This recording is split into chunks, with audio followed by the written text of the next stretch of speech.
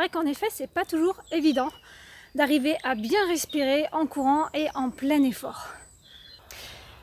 Il vous arrive peut-être parfois d'avoir le sentiment de manquer d'air, d'avoir le souffle coupé, le sentiment d'asphyxie, d'avoir l'impression de manquer d'oxygène. Eh bien justement, rassurez-vous, vous ne manquez pas d'oxygène.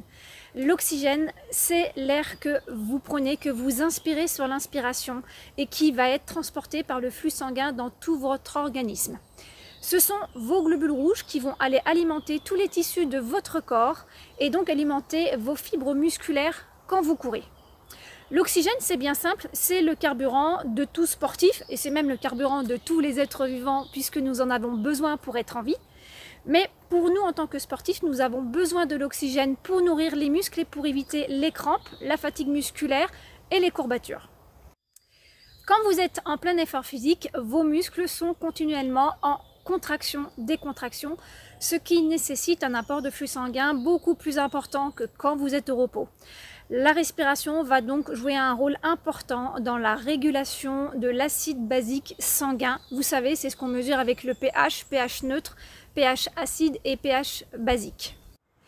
A l'inverse, sur l'expiration, le gaz que vous rejetez, vous savez, c'est le dioxyde de carbone qui, par le retour sanguin, est ramené vers vos poumons que vous allez ensuite rejeter et expulser sur l'expiration de votre respiration. Donc, quand vous avez le sentiment de manquer d'oxygène, eh bien ce n'est pas le cas, c'est juste que vous avez un taux de CO2 beaucoup trop important dans votre organisme, c'est-à-dire qu'il reste bloqué, il reste coincé alors qu'il aurait besoin d'être éliminé, d'être évacué et d'être rejeté sur l'expiration par l'air que vous allez faire sortir à l'extérieur de vous. Le but donc d'avoir une bonne respiration, c'est d'équilibrer le taux de CO2 dans votre organisme pendant l'effort. Pour commencer déjà à mettre en place une bonne respiration, je vous conseille de faire des exercices en étant au repos. Parce que la respiration, eh bien savez-vous, c'est quelque chose que vous pouvez muscler. Pourquoi? Parce que justement, vous avez des muscles qui sont sollicités quand vous respirez. Vous savez, il y a le diaphragme qui est le grand muscle de la respiration, qui a un rôle vraiment important et primordial. Et pour ceux qui ne comprennent pas de quoi je parle, eh bien, je vous conseille et je vous invite à aller voir la vidéo précédente dans laquelle j'ai fait un schéma sur la respiration grâce au lien qui s'affiche en haut à droite de votre écran.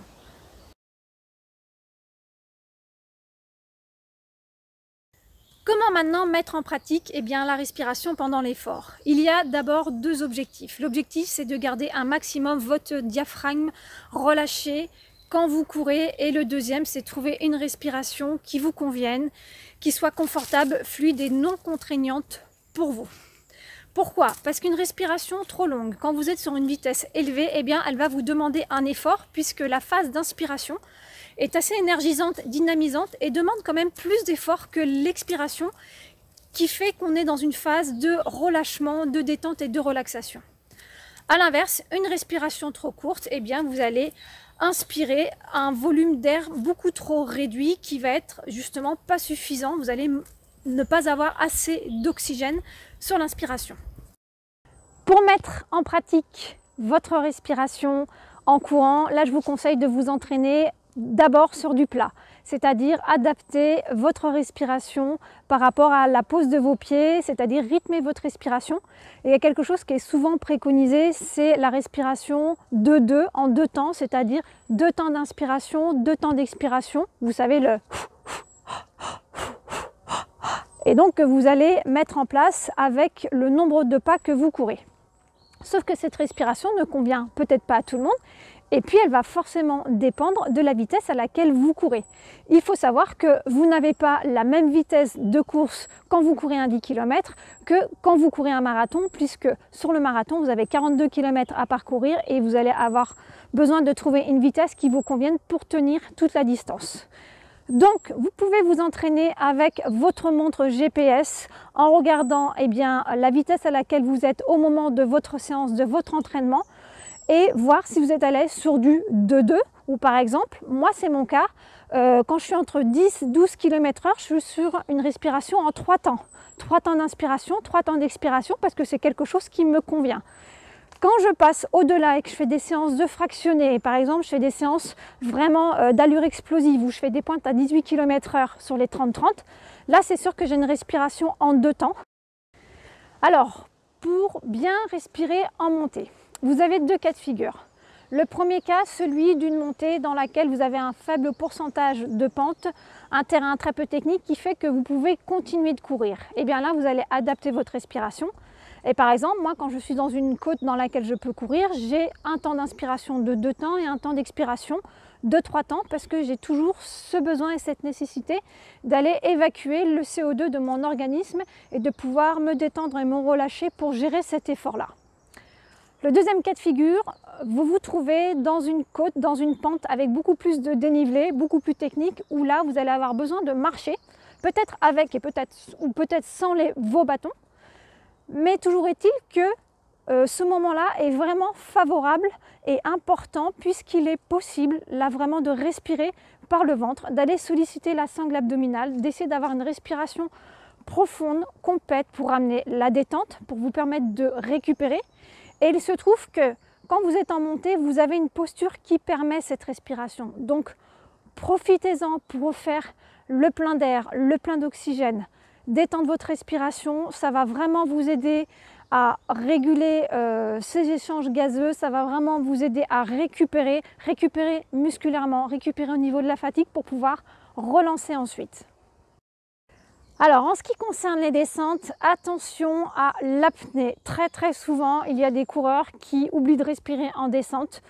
Pour plein de raisons. Le souci, c'est que le fait de ne pas respirer va créer des tensions et des blocages dans votre organisme, puisqu'il n'y a plus cet échange gazeux oxygène-dioxyde de carbone, puisque le flux sanguin ne va plus alimenter votre organisme et vos fibres musculaires. Ça va générer des tensions au niveau du haut du corps, des tensions au niveau du diaphragme, au niveau du ventre, et également des tensions dans les jambes, ce qui fait que vous arrivez en bas de votre descente complètement cramé, en sachant que sur certains trails, vous savez qu'il y a des descentes, et bien des fois qui sont sur une distance de 10, 12, voire même 15 km.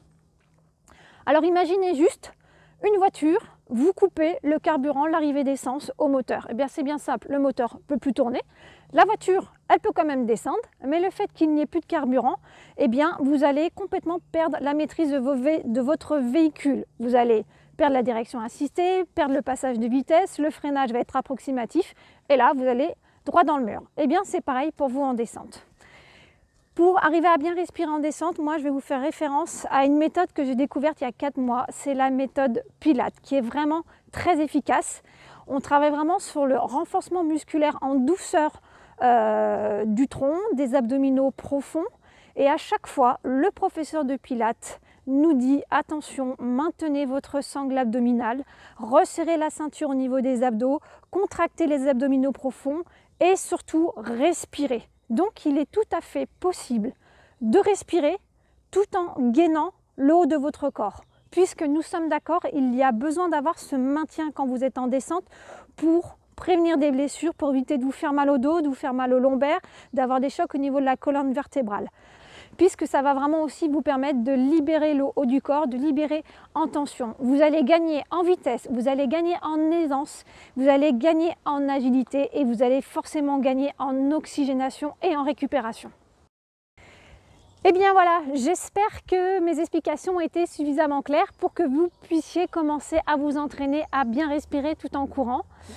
Je vous remercie pour vos retours et vos commentaires sur les vidéos précédentes, ça fait chaud au cœur.